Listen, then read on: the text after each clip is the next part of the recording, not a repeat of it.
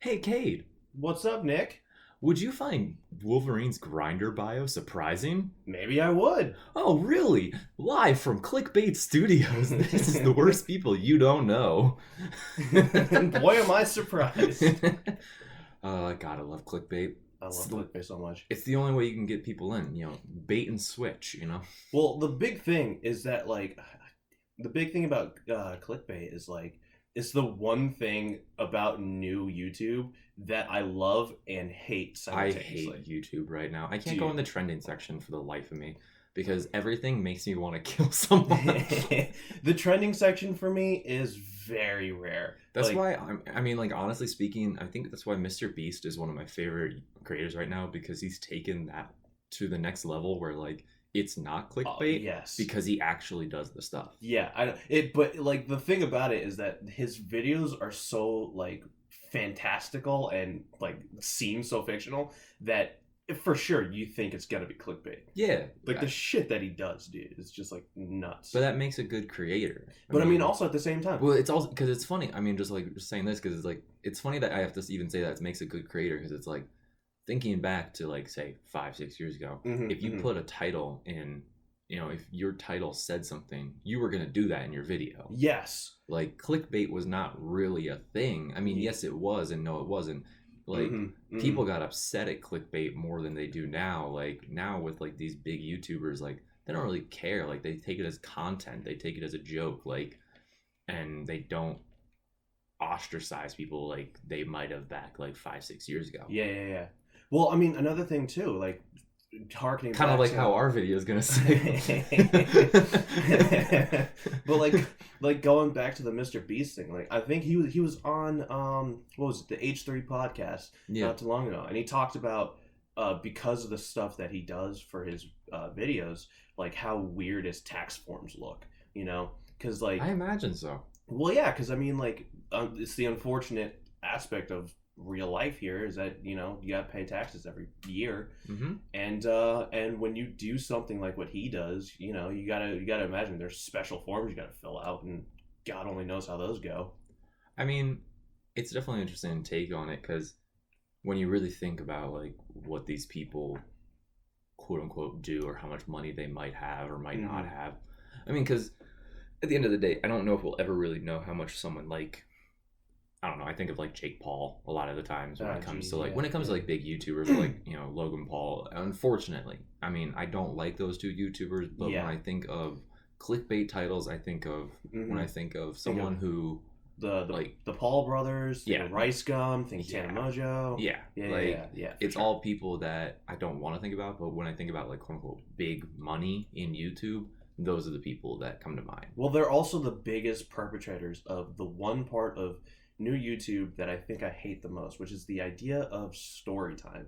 I honestly I can't stand them. Have you ever seen any of them? No, because I refuse to watch their videos. Funny enough. So the story times that I've ever seen, the only ones I've ever seen are the Tana Mojo story times that iDubbbz did in his content cop against her. Oh, okay. And I have not particularly watched iDubbbz in a while. I know he did content cop a lot and called a lot of people out on stuff. Well, the one he did against Tana Mojo, I think was the one he did right before Rice Gum, and if I'm not mistaken, and in it, that was one of the big things that he kind of called her out on, is the idea that she greatly exaggerates everything, and none of her stories are probably nearly as bad. And he used the example of like, you know about what he did for the content cop, right? Which for her? For her. Remind me. I haven't, like I said, I haven't watched his videos in a long time. So to try and make a point about the fact that a big thing that he called her out on was that she criticizes him for using words like the N-word and stuff like that. Oh, okay. Yeah, okay. And so even though it's been on record and there are videos online where she's just like so casually says the N-word as well. So in order to kind of call her out, he kind of like, he went to, I think it was VidCon, and went and met in line to kind of like get a picture, with her, and so he's there in line. He gets up to her, and they like arms around each other, getting ready to take a picture. And right before the camera goes off, he goes, "Say N-word," and like just you like it's on video too. Like they're just arms around each other, like nothing major. And then he puts video up of her story time about it, and she's talking about how like he's like aggressive with her, and he's like pulling her in, and he's like getting really like mean and belligerent with her. And it just pointed out something that I really kind of hate about YouTube now compared to a few years back, which is that now the things that the biggest people on YouTube do is just really scummy. You know what I mean? Yeah, I totally agree. It's kind of why I avoid a lot of YouTube. I mean, I go on kind of watch the few creators that I really like, Mm-hmm. and then I kind of get off because at the end of the day, I don't like what the people stand for. I don't like the fact that they are creating these fake personas and fake selves to them that like they try to pass off as real, or they try to pass off as quote unquote more real than other like stars. Yeah. When at the end of the day, they are just like, either reality stars or like TV stars, however you want to put it. Like they're just as real as those guys. Like I would equate Logan Paul and like the Paul brothers and like Tana Mode, I would equate to them to like the Kardashians. Yes. In terms of like maybe not as famous. I'm sure the Kardashians are way more famous. But then again, it still presents the same thing because, but it's the idea because that they're both creating these personas, but they're also actually surprisingly good at being able to market their personas. Yeah, I mean, it's even the fact that this kind of time dating it, like Jake Paul just got married to Tana. Yeah. And people are legitimately curious if it's a fake wedding. And it's like, how do we get to even that point where that's even a possibility? I mean, but it's because it comes from that reality show thing of, if you look back at the show Keeping Up with Kardashians, or like, those kind of shows, it's like people get married and then they're divorced within a certain amount of time. Yes. And it's like, well, was it ever really real? Yeah. Or was it all a publicity stunt? Was it all for this? Was it all for that? I mean, you could say now maybe they don't do that. I mean, I know Kim Kardashian and Kanye West have been together for a long time. Yeah. And they have multiple kids together. So you could probably say it's not a publicity stunt anymore. Well, but then again, when they first got together, I'm sure people believed it was a publicity stunt. Well, not even taken away from Kanye West. Before, she was married to, who was it, like Lamar Odom or something? No, that was her sister, Chloe. That was her sister? Yeah, and look what she fucking did to that dude. I don't know if she did that, but I mean, he went through like drugs. He went through everything. Yeah, no, like, but maybe it wasn't Lamar Odom, but I remember it was Chris Humphries. That's what it was. He was in New Jersey. She was only married to him for like a month, maybe. It was ridiculous, mm-hmm. but they probably made a ton of money. I remember my sisters watching it. I grew up with two older sisters, so of course they watched it. Mm-hmm. I remember the whole event of how it was on television of their wedding. Yeah. Like, and they made such a spectacle out of it, and I'm sure they like sold the shit out of the pictures, out of the video, out of everything, like, and made so much money off of that. And look what came of it. Well, a divorce and probably no real feelings. Yeah, I mean, like, the big thing though about it, like, it's scummy, but it's smart at the same time, in the sense that what they essentially did in a really smart manner was they capitalized on the idea that people love seeing like a romance story. They love seeing people come together and all that. Like, why do you think people love watching like the royal weddings besides even just the That's mystery a whole other thing. Yeah. I mean, I will say I don't particularly have any problem with the royals. Mm-hmm. I don't particularly have any problem with like what they do. Mm-hmm. I'm sure they're much bigger socialites and like in England. Mm-hmm. Like, I don't think I hear about them too often here, like, quite honestly, like, except when they got married or when they had a baby. Yeah. So I mean, like it's less so with them in terms of America, but I'm sure in England, people hear about them all the time, and it's probably like, who cares? You know, it's Yeah. like because I mean they have no real power Well, I mean, anymore. even Like besides they're just who public cares. figures. Well, besides even just who cares, there are people in England, like who live in England, who despise Oh yeah, there's whole the royals. yeah, there's a whole like subset of people who see the royals as kind of something that should be done away with. Yes. I mean, because I mean, it comes from the idea that they have no real power. Mm-hmm. They represent an England that doesn't really exist anymore. And it's the whole concept of class, and it's the whole concept of hierarchy Mm-hmm. that yes, we have in America, but like the Royals kind of personify that, and they kind Yes. of like exemplify that whole idea of some people are top class, Yep. some people are middle class, and Yep. some people are low class. And it's like, but then again, it might have anything to do with how much money you have, who you know. It might have everything to do with where you were born, or where you went to college, or you know, uh, just anything like that you might see as like in America that you can overcome. Mm-hmm. In America, it's like that whole American dream concept of you can overcome this. You can overcome these obstacles.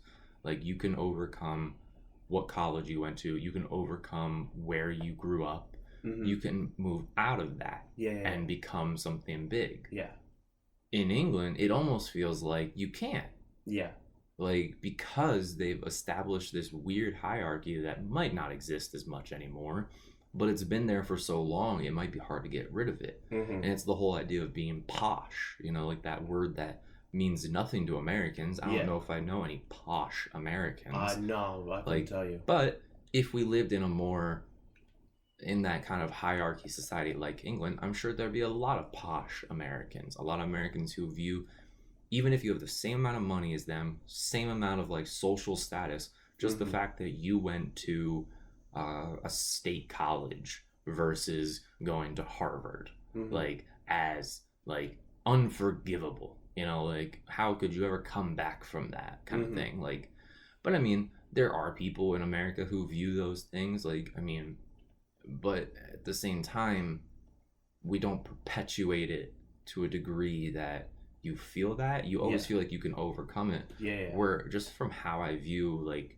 English media and like people who talk about it, like it feels kind of like they view themselves as stuck. And it's kind of sad. I don't know. It's just, I mean, it's just a weird kind of sense of like it's so different than what we're used to here in America. Yeah. Like, because because that's literally what the American dream is built off of. Like the bullshit American dream. Yeah. You know, the idea that you can start from nothing and be a billionaire or whatever. I'm sure some people can, but it's like at the end of the day, it's a real bullshit kind of idea but it's perpetuated so much in America that it's hard to get away from that at the same time. Like, yeah. This was a weird tangent. Yeah. That was a weird tangent about royals and all that shit. Let's get back to the topic on hand. Grindr. Yes, Grindr. Superhero Grindr. See, it's not totally clickbait. You know, No. we are going to talk about. We wanted to talk about this. So I had a legitimate thought when you said this to me the other day. When you were like, "We should talk about which heroes are on Grindr and which ones are on Tinder." My first thought was Deadpool's on both. Yes, and first off, I 100% have to agree with that because Like, of course he would. is playing both fields. My other question, because there are some that you know. Can I also just quick say What? Cyclops Tinder secretly has a Grindr. Yeah, okay. Yeah. No. I will see that. There are a couple that you know are taken out of the running, so to speak, because of the fact that it's obvious which ones they would be on. Like for example, you know, Alan Scott's Green Lantern. It was made officially like public record like so many years ago or whatever that Alan Scott's Green Lantern is gay. Are we like we're like taking this like fully context? Like I was going like slightly jokey. Oh, no, I'm going to go both ways. Just like Cyclops. I'm going to go both ways. Just like Cyclops secretly does. Secretly, yeah. It's like, I don't know how that app got on there. But then that's so again, weird. But then again, I feel like if you go on Grindr and you find Wolverine's profile, his bio probably goes something along the lines of, "Are you into bears, baby? Because I'm a Wolverine." It's like, must love cats. Must love all cats. Loves short walks to the fridge to get a new beer. Loves rants about how I can't remember my past. Do you like hearing about an old man rant about his past that he can't remember? I also like long walks on the beach. Also enjoys nice restaurants. Spider-Man has no luck. Oh my god, yeah. Yeah. Mm-hmm. I feel like his profile would just be something along the lines of like, I need rent money. It's like, do you like dating a guy that constantly needs rent money? Or like his bio is the quote from his landlord in Spider-Man 3. Rent! I want my money. I want my money. Was that a stereotypical racist what the hell am I saying? How about we? I don't know. How about we stereotype? go ahead, say no, and move on? That way, I don't have to feel bad. Rand. By the way, can we also talk about, speaking of Spider-Man 3? Are we going to talk about Raimi's Spider-Man? We're going to talk about, not only are we going to talk about Raimi's Spider-Man, we're going to talk about what was up with his daughter. You know, do you remember? Hot daughter? The hot daughter. Do you? Well, sorry, I shouldn't say hot daughter. The one that was like average looking. Yeah, but like was also you were meant to feel like she's hot and like. But like the one person in the movie who like genuinely liked Peter. Yeah, because everyone fucking hates him. Everyone fucking hated. Which I don't understand at all. I mean, I couldn't understand it across the course of the movie until it hit Emo Parker. Well, yeah, Emo Parker. When Emo Parker came in, I was like, I get it. Then again, there was a part of my life, I was probably very young, where I was like, that's the epitome of cool. I need to be just like him. It's like, how can I be cool? I can wear all black. What's even weirder for my hair back, go to a piano bar. Jesus Christ. What's weirder for me personally is the fact that, okay, so for one thing, I remember seeing Spider-Man 3 in theaters when it came out, for one thing, and for another thing, I also remember when the part of the movie came up when Emo Parker starts coming out. I'm coming out. Oh. I just remember as a kid, just being like, this is weird. And then when it hit the jazz club scene, I was like, this isn't good. It was all cringy when he was walking down the street. You tell me you don't appreciate him finger gunning people because, you know, he's cool? Which I will say, though, someone pointed this out to me. What's up? And I'm not defending Emo Parker. I really hope you're not. I'm not. But what someone told me once that it's supposed to be what he sees as cool. Yeah, okay. Like what nerdy, dorky Peter Parker thinks of as cool, as suave, like as like the darker side to himself. Like it's his subconscious mixed with the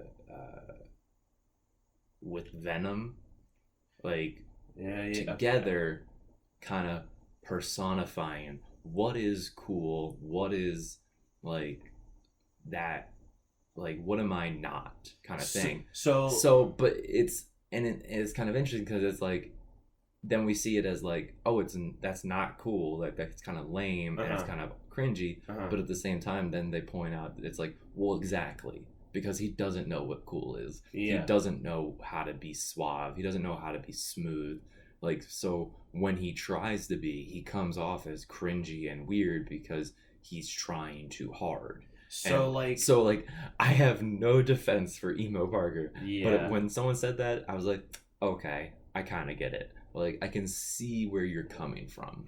Okay, I get that. All right, all right. As much as I hate this, I'll make another point, like connected to something that kind of can help. Emo I guess Parker. help strengthen that argument. What you just presented, the argument that you just presented, really reminded me of wasn't even that with Emo Parker. It was Shazam, and how Oh yeah, the way that yeah, Zachary Levi portrays Shazam in the movie isn't as a superhero. It's as what a 14-year-old would think a superhero is. yeah. And I mean, as much as I think you can accredit that to the writing and to the storytelling of it, I will say that they took heavy influences from the movie Big, Yes. and like that's literally how Tom Hanks plays it in Big. It's Yes. the idea of what would a 14-year-old think an adult is like. Mm-hmm. And but I mean, don't get me wrong, I think Zachary Levi played the character great, and I think that I surprisingly really liked Shazam. There was some parts to it that I definitely felt like it was very lacking. Mm-hmm. But then again, I kind of understood as because like because it's funny because it's like everyone always busts on superhero films for the first film is always when they fight the exact opposite of what they are. Yeah. And I mean, I don't. You could say that. What was his name? Dr. Shivago?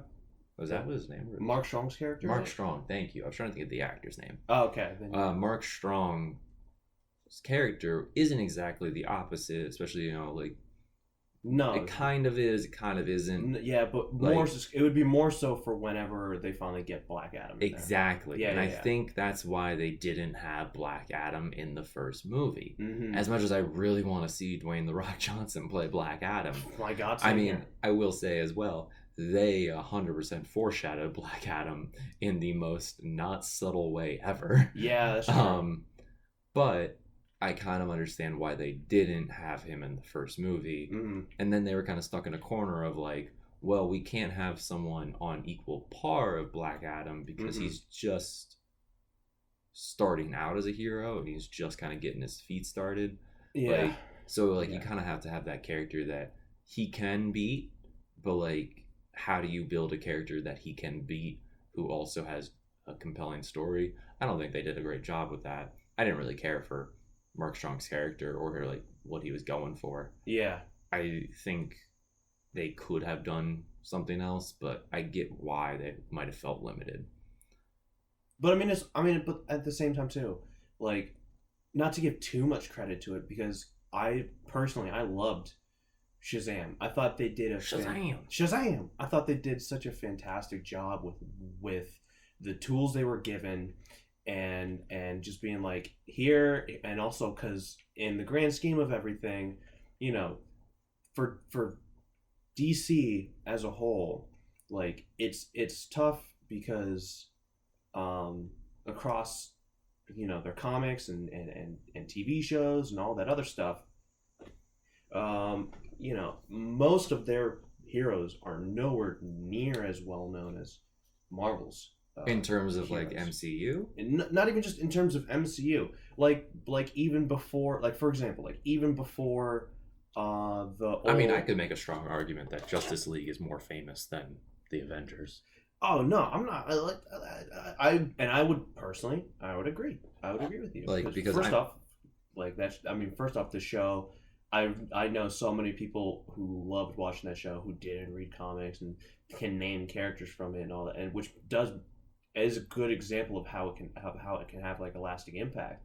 But, yeah, because I mean, overall, I think people recognize the Batman or the Superman logo before they might ever recognize Black Widow's logo, and yet Black Widow has been in how many movies, but people don't know what her logo is. Yeah.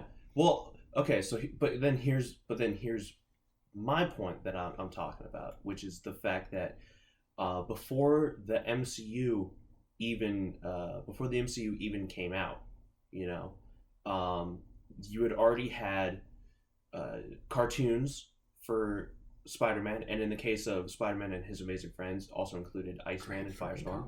Yes. Great show. Great show, yes. Great comics.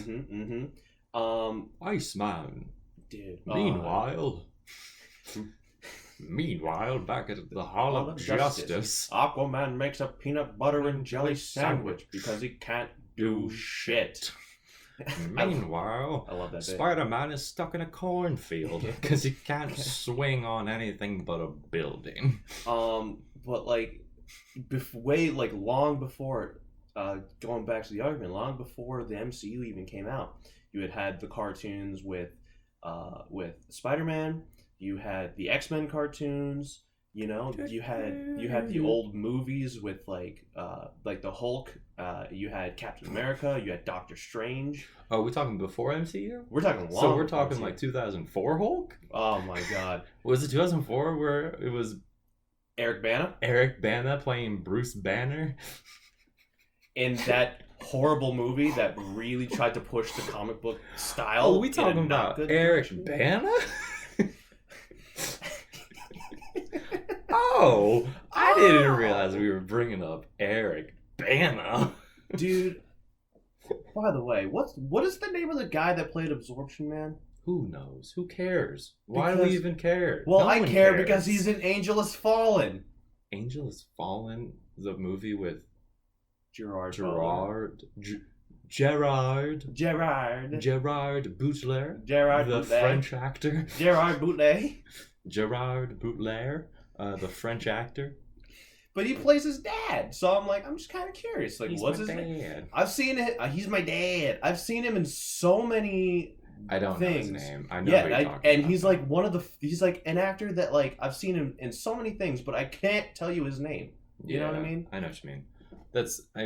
Unfortunately, that's the curse of being a B-list actor. Yeah. The curse of B-list. Curse of it. Also, besides even just that stuff, or sorry, C-list. That's still kind of generous. D. All right, we're getting more into the ballpark. F. Is there an F list? Well, I mean, F is for family.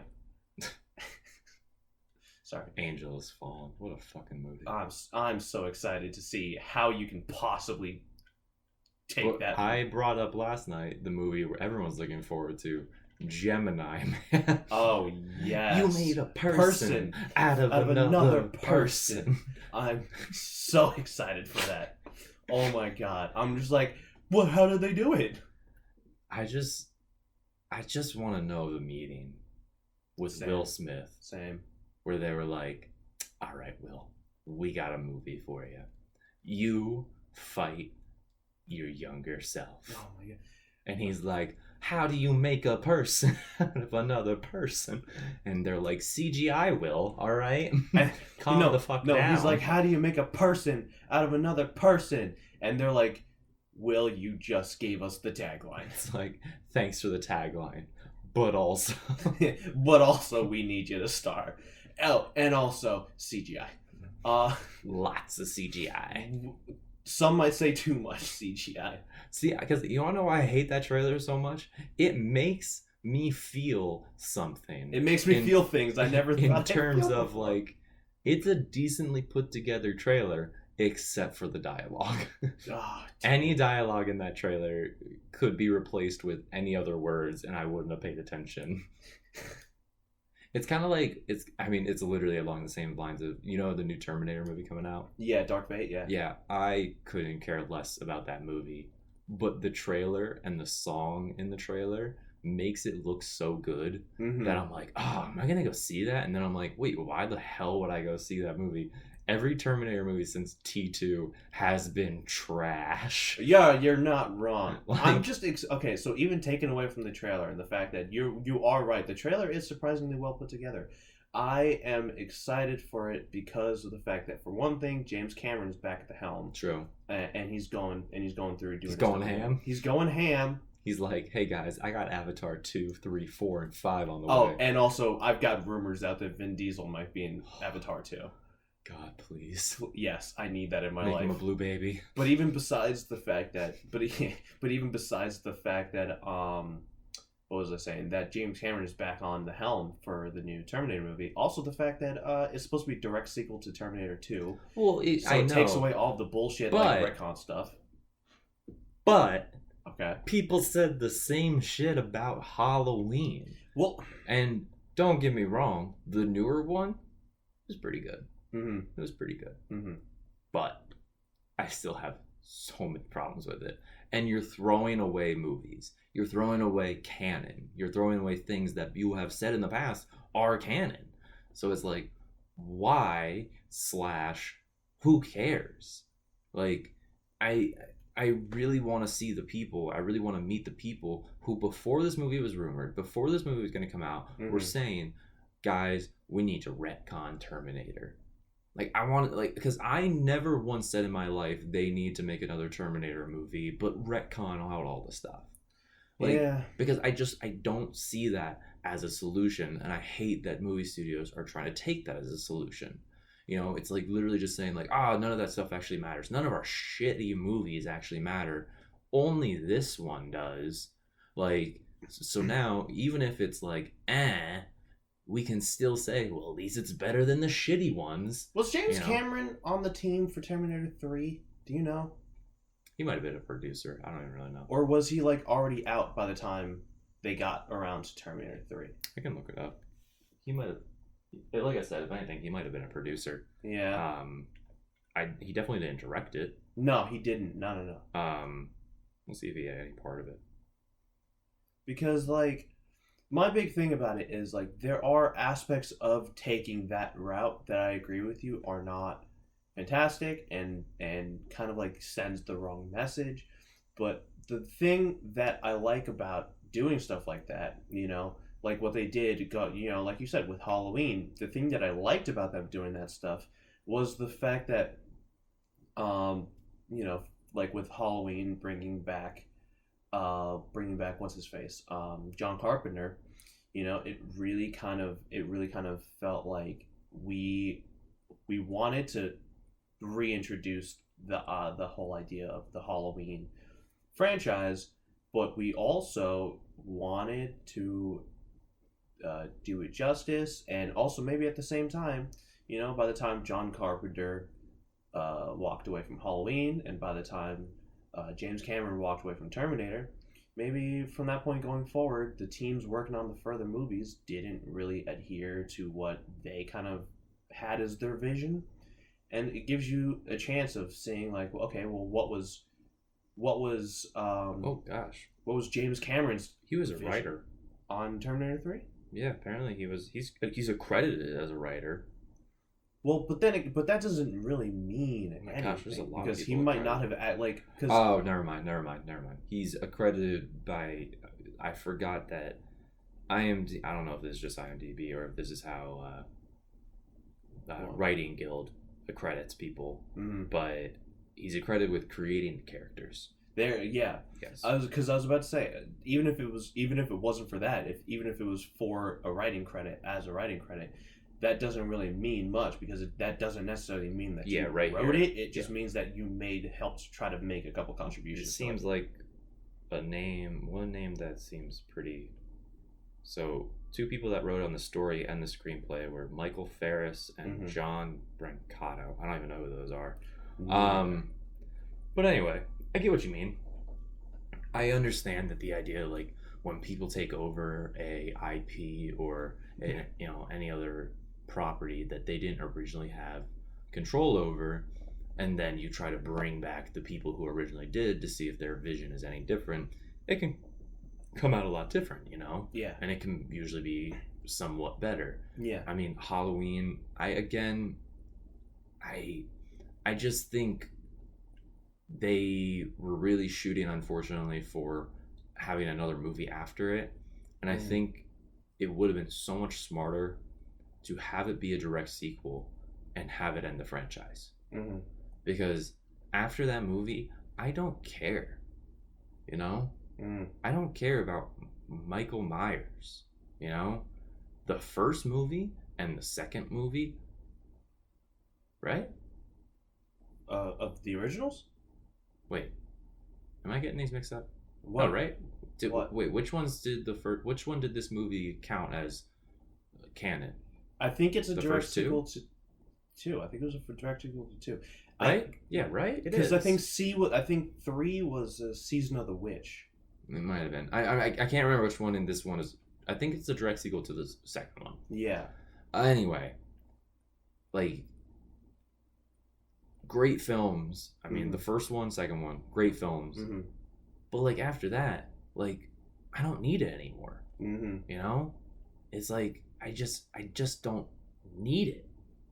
Like, and that's fine. wait, you know? I think it might have. I think it was just one movie. Do you think it was just a sequel to the first one? I think it was just a sequel to the first one. Okay. I think. I really don't think it was a sequel to the second one. Well, but then again, I mean, that's fine. Like, this one being a direct sequel, you know, it's not like it's any, like, world-changing plot. So if you don't want to watch the sequel that they do, that's okay. You don't have to watch it. You know, but it's again, I mean, it would literally be like if they came out right now for, like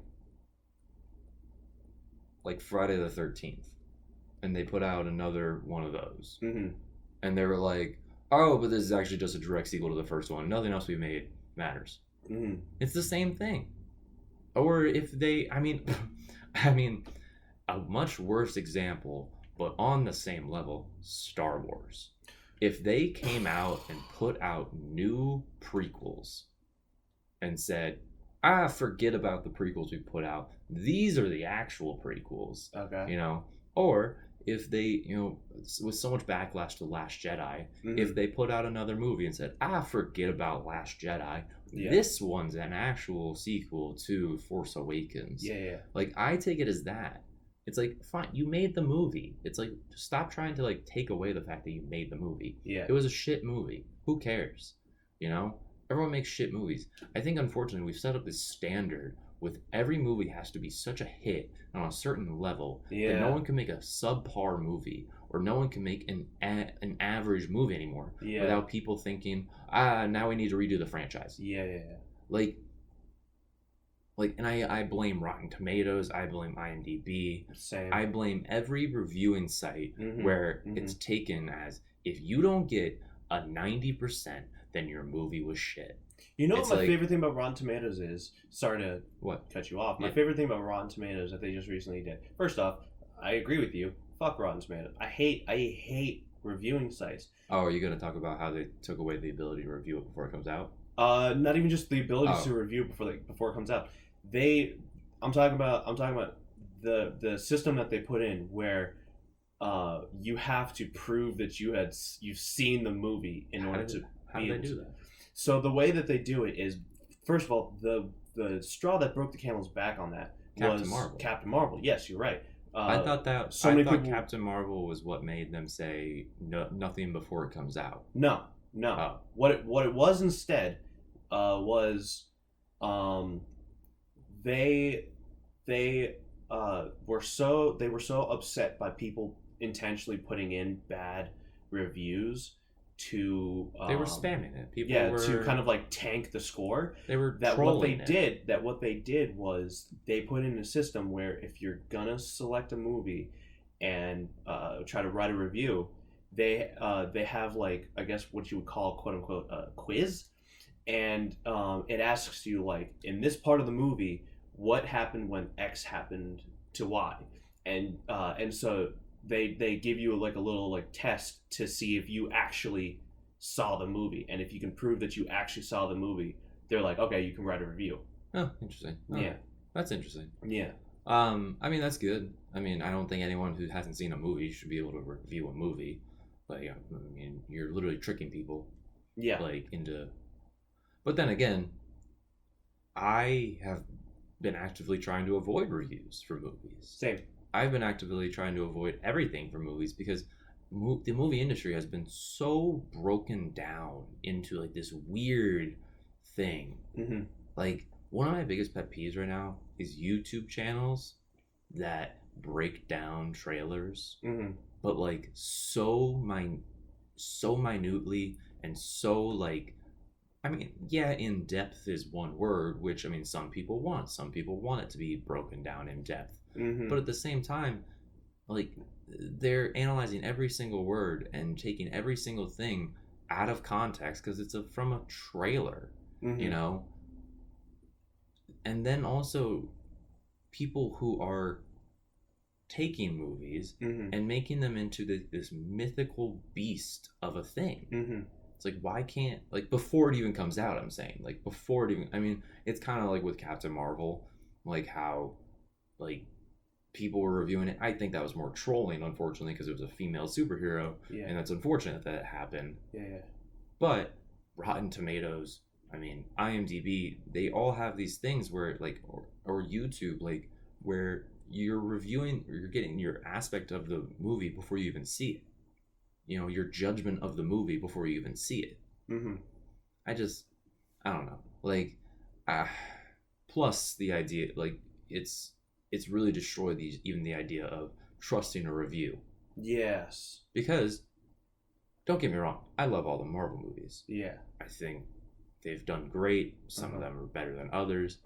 I don't fully trust the reviews on any Marvel movie for Rotten Tomatoes. Yeah, same. Because I think it's so skewed in the idea that, well, it's Marvel, and, oh, well, you know, you've had to see all these movies in order to understand this. And it's like, okay, but is it a good movie? Is it a good standalone movie? Yeah. Like, don't get me wrong. I think Marvel is one of those instances where you have to see a lot of things in order to understand a lot of the story. I mean, especially if you went and saw Endgame without seeing anything before that.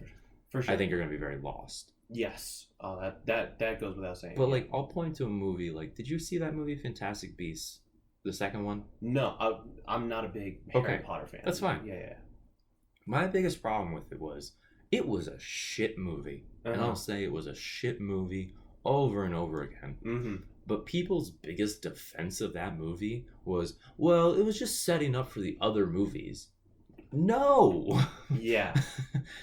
Make a good movie. Yeah. Stop worrying about the sequels or the sequels or the prequels. Stop worrying about all that. Yeah. Make a good goddamn movie, and then this will no longer be a thing. Now everyone thinks they have to make movies that are going to be sequels and prequels and spin-offs and all this shit. Why can't we just make good movies? Like, it's honestly, I saw did you ever see the movie Kingsman? Yes. Did you like that movie? I loved the first one. I haven't seen the second one. Okay, the second one's okay. Yeah. Like, I mean, it has its highlights, has its very low moments. Yeah, that's what I've heard. They're making a spin-off. Yes, The King's called Man. The King's Man. Yeah. It was a great trailer. Yes, same. I agree. But at the same time, do I think it's necessary? No. No. Yeah. Do I think it'll be a good movie? I have no idea. I mean, maybe. You never know. Yeah, you never know. But, like, I just think just movies have just been so ruined by, like, multimedia. Yeah. Like, it makes me really sad because, like, looking back at how, like, much I love movies throughout my entire life, like, I tend to go to older movies. Yes. I tend to not be able to watch, like, newer movies and not have mixed feelings on them. Well, because with older movies, it was like the movie was the movie and then that was it. Yeah. You know? It's hard for me to watch, like, current movies, like, especially ones that, like, I mean, either, like, it's either you are building a franchise or you fail to build a franchise, and so your movie has a weird cliffhanger. Yeah. You know? Well, it really makes me appreciate, and correct me if I'm wrong, either you or anybody else, I believe the guy who created Back to the Future, when it was done, they, like, the studios tried to come to him to try and get him to sell the rights to them because they wanted to make a sequel, and he didn't, and he told them that he wouldn't do it, and I think they said that it was on record in his will that the property rights to the Back to the Future, the property rights to the Back to the Future movies are supposed to get passed down through his family under the condition that they never try to reboot it or make a new one. That's good. Yes, so that way those are such classic movies. Exactly. So that way it sticks with its original integrity, and there's no real worry about. Well, because you know what, like, I mean, I even point to the idea that, like, Harrison Ford got like weird backlash a little bit online for when he was asked who he thinks should take over the Indiana Jones role. Mm-hmm. And he said, no one. Mm-hmm. He said, I am Indiana Jones. What are you talking about? And he's right. Yes. Like, why do we need to continue that franchise? Like, I will happily show the Indiana Jones movies to, like, my children eventually. For sure. It's like, I mean, why do we need to continue it? Why do we need to make new ones? Why do we need to make spin-offs? What, all this shit? Mm-hmm. You know, it's like, I just don't get it anymore, man. I don't know. Movies, it's the whole industry. I mean, I blame companies like Disney, unfortunately. Same. I mean, even with like Disney Plus coming out, like, I really have so many problems with that. Same. I think my big thing that I kind of took away from the trend of how movies are going right now is just, I feel like the general kind of interest of the population as far as what they're looking for in a movie, I feel like it's just been tweaked by, you know, bigger movie companies like Miramax and stuff like this. Weinstein Company. Yes, the Weinstein Company, the most integral company out there, by the way. Oh people. Yeah, don't let anyone tell you otherwise. Don't let anyone knock you otherwise, kid. Yeah, listen. The Weinstein Company. The Weinstein they Company. know what's up. They are the most ethical company. Nothing ever happened. No, don't try to say anything happened. Hey, listen. Hey. Weinstein did nothing wrong. Don't at me. Don't at me. No, but like, I just feel like for the general population, what they're looking for in movies has been tweaked by these bigger companies to the end of like, no, you're not looking for a single experience that's just a good movie for you to just go in and see and that's it. That's the movie. You want a movie that's going to set up for the next 6 movies. Oh, God. You want a movie that's going to set you up for the next 20 years where you can just go in every year and watch another movie again and again and again. And people, and people are just like, yeah, that's what I'm looking for. And that's what makes me appreciate, still, you know, as much as I love like the MCU and as much as I love how surprisingly thorough they are in trying to plan stuff out, it makes me appreciate movies like Green Book and, you know, and 12 Years a Slave and stuff. And just why'd you point out 2 movies about black people? Because I'm half black. Oh. Yeah. No, I mean, I'll point out. Hold on, let me point out some white people movies. Okay. Go ahead. Edge of 17. Sure. Yeah, we'll go with that. Okay. Django Unchained. Oh wait, what? No, but it makes me appreciate this Once stuff more. Upon a Time in Hollywood. Oh my God, it makes me appreciate this stuff more though, because it's an experience that you can have and a movie that you can see that, you know, not everything is amazingly fantastic. Totally get what you're talking about. But it's just like the movie's the movie. But it's like, it's also at the same time, it's kind of sad that that's the point we're at. Yeah. That you have to look for movies that are standalone films. Yeah. That you can appreciate for being standalone films. Yeah. It's kind of sad that we have to even think about that or like look for that. Like, it's Well, but then even also trying to relate it back to, because we were talking about the MCU, because it's a perfect example of a movie that is intent on trying to have you look for the next 10 years. Yeah, like that's even then. But there's it annoys me too. But there are still the occasional ones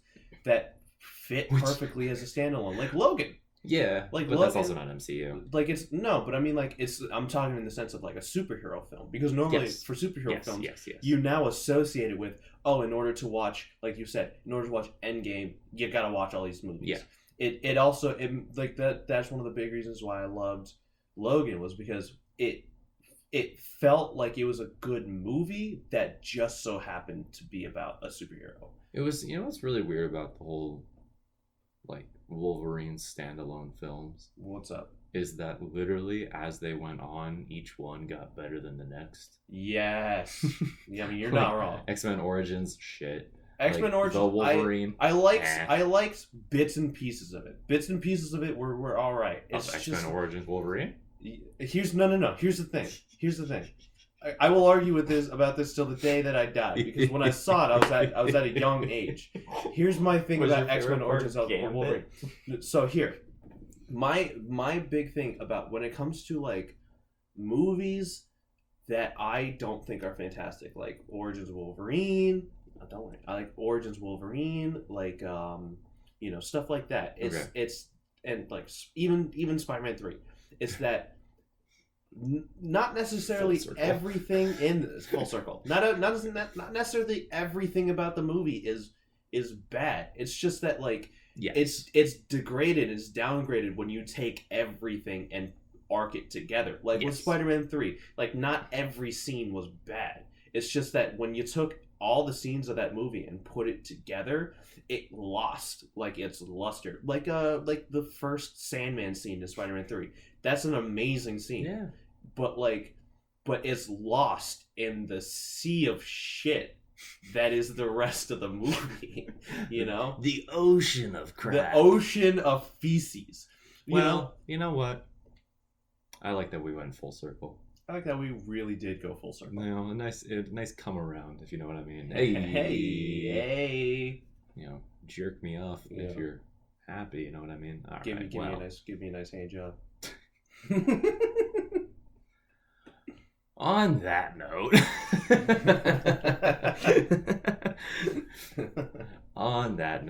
on that one, I've been Nick, and I am Cade, and we are the worst people you don't know.